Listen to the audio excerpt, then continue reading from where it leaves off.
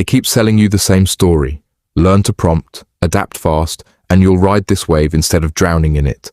Artificial intelligence as the great equalizer, the tool that finally lets anyone compete with anyone. It's a good story. It is also, I'd argue, an illusion. Because AI is not simply a technology revolution or a productivity upgrade. It may become one of the most powerful capital instruments ever built. A technology capable of concentrating enormous amounts of productive power in the hands of whoever owns the models, the chips, the data centers, and the infrastructure underneath them. To understand why, go back to an idea the economist Thomas Piketty spent decades documenting across centuries of economic data. When the rate of return on capital remains higher than the rate at which the economy grows, wealth can become increasingly concentrated, especially when ownership is already unequal. That distinction matters. Piketty's famous R greater than G isn't a law saying inequality is inevitable. It is a mechanism that can amplify inequality when wealth is already concentrated, and artificial intelligence could make that mechanism more powerful. Human labor is chained to a body. You sleep, you tire. Your output has limits. Capital has different characteristics. It can be replicated, reinvested, and deployed across millions of transactions at once. And AI pushes that logic further. A model can work around the clock. It doesn't need a lunch break. It doesn't ask for a raise. And once the expensive infrastructure has been built, the same system can potentially serve millions of customers simultaneously. The question, then, isn't simply whether AI will create more wealth.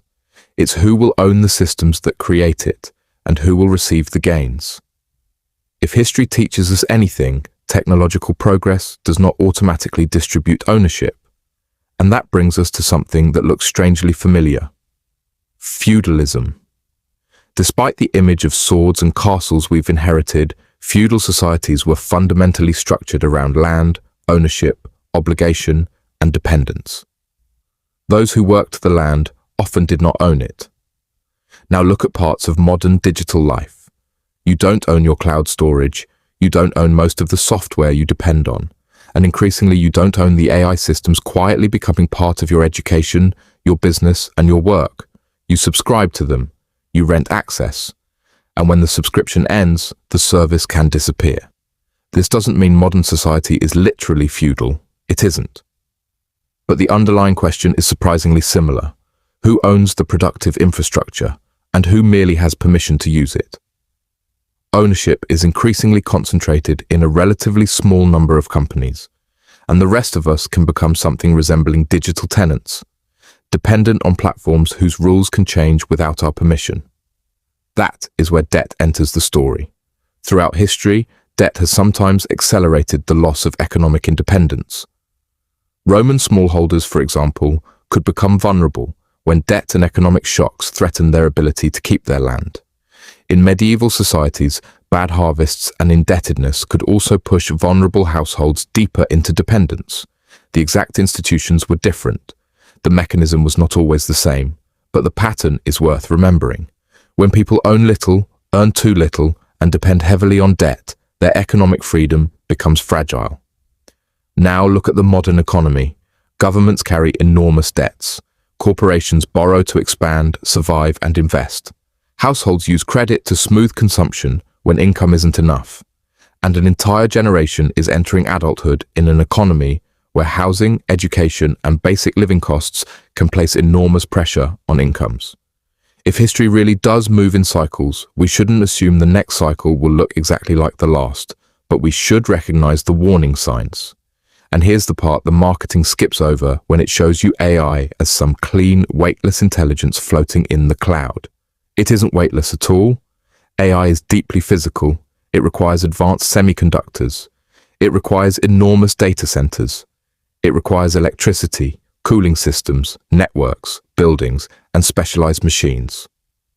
And those machines depend on a global supply chain concentrated in a relatively small number of critical companies and regions. ASML, for example, produces some of the world's most advanced lithography systems, machines central to manufacturing leading-edge semiconductors. Taiwan is also central to advanced semiconductor manufacturing, particularly through companies such as TSMC. So the AI revolution is not happening somewhere above the physical economy. It is sitting directly on top of it. Whoever controls the critical infrastructure of computation gains enormous economic leverage. That's why the struggle between Washington and Beijing over advanced semiconductors is bigger than the dispute about individual chips. It's also a struggle over technological capability, supply chain security, military power, and economic influence. The question is not simply who has the best AI model. It's who controls the physical systems required to run the models at scale. And while all of that reorganizes the world from above, something else happens below. Something almost too old to notice. Divide and rule. Instead of pointing our frustration upward toward questions of ownership, infrastructure, and economic power, we can be pulled sideways into arguments with each other. Should AI replace artists? Are white-collar workers more vulnerable than blue-collar workers? Will programmers survive? Will students even need to learn? These are legitimate questions, but they can distract from a larger one. Who owns the models? Who owns the chips?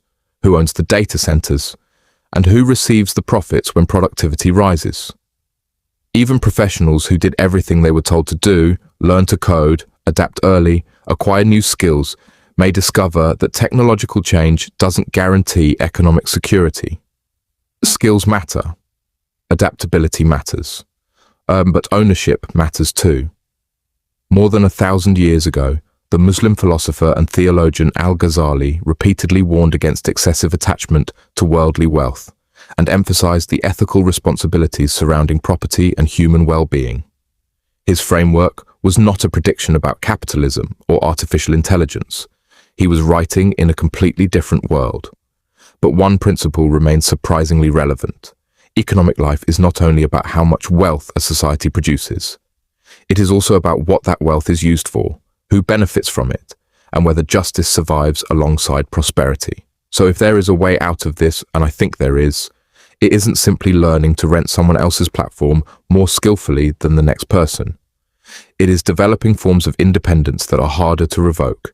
Real ownership, useful skills, physical and productive assets, knowledge you can carry with you, and the ability to create value without being completely dependent on a single platform. The system doesn't necessarily care whether you're brilliant. It rewards what can be owned, scaled, and monetized. And that changes the question we should be asking. Not, how do I become better at prompting than everyone else? But, what am I building that I actually own?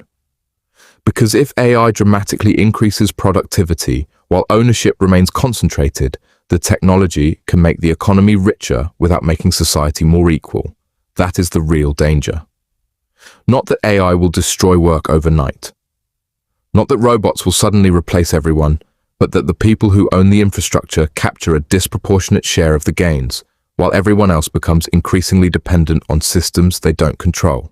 The Industrial Revolution transformed the world by changing who controlled the machines. The digital revolution transformed it by changing who controlled information and platforms. The AI revolution may force us to confront an even bigger question. Who will own intelligence as an economic infrastructure? Because everyone is being told to learn how to prompt. Far fewer people are being taught to think about ownership. And when the AI revolution finally matures, that difference may matter more than any prompt you ever write.